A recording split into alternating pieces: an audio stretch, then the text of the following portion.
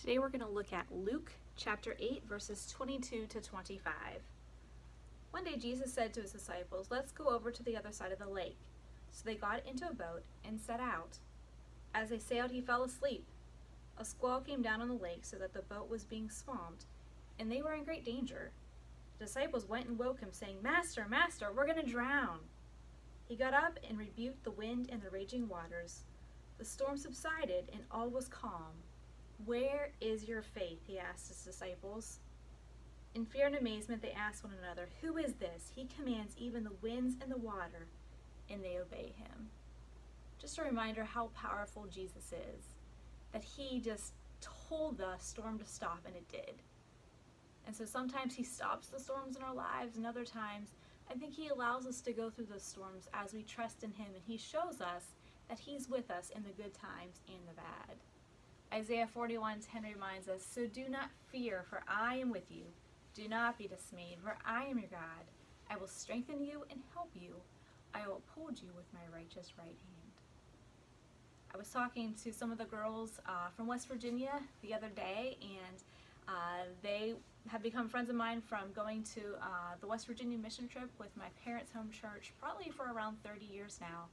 And it's neat to see those same people year after year and just be in touch and see how they're doing.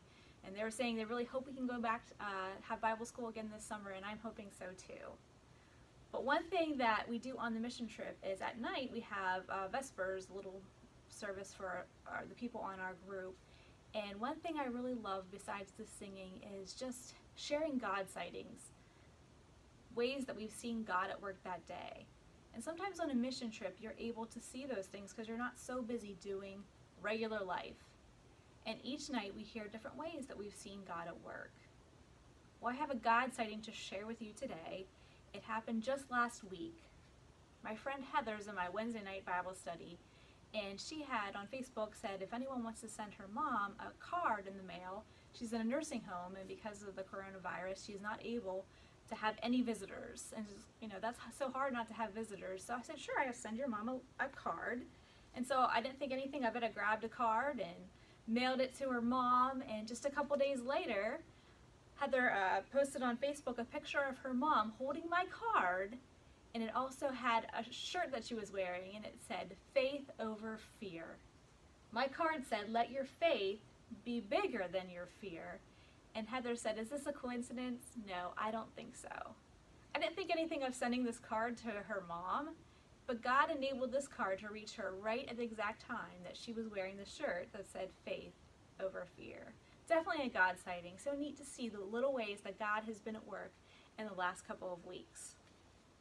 And so I think that we need to remember that Jesus is telling us, where is your faith? It's easy to be a Christian when things are good, but sometimes when things are bad, we wonder, why does God allow bad things to happen to good people? And it's part of living in a fallen world.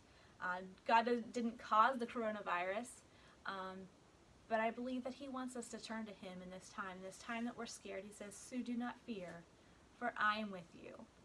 I know Pastor Warren had preached a previous sermon before, and just talking about, so many times we talk about the what ifs. What if this happens, or what if this happens, and we worry and we worry and we worry. But he said, instead of saying, what if this happens, say, you know what, even if this happens, God is in control, and he's with me, and he's going to get me through. So this week I just wanted us to remember, Jesus says, where is your faith? Let's remember to have faith over fear.